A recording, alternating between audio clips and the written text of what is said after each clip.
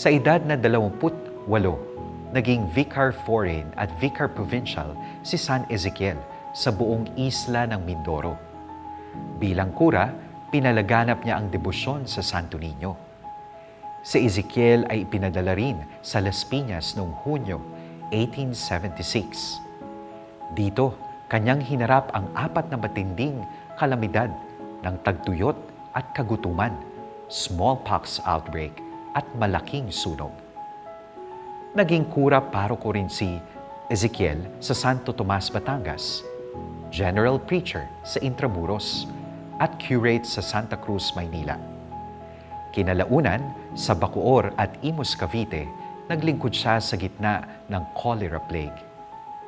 Nang nahalal bilang superior, siya ay bumalik sa Monte Agudo, Espanya, at humubog ng mga misyonero papuntang Asya at Amerika. Mula 1888 hanggang sa mga huling buwan ng kanyang buhay, nagsilbi siya bilang kauna-unahang obispo ng Casanare, Colombia. Siya rin ay naging obispo ng Pasto sa Colombia. Nagkasakit si San Ezekiel at muling bumalik sa Espanya. Siya ay namatay sa sakit na cancer noong August 19, 1906 sa kumbento ng Monte Agudo. Dahil sa kanyang pamamagitan, maraming naganap at nasaksihan na paggaling, lalo na ang sakit na cancer.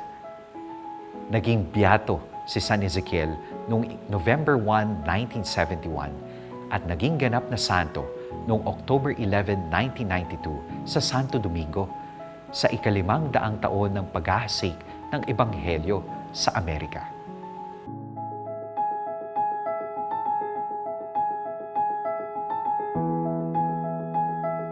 Mga kasambuhay, hilingin natin ang tulong ni San Ezekiel Moreno, tapat na tagapangaral ng Ebanghelyo at pambihirang pastol ng Santa Iglesia.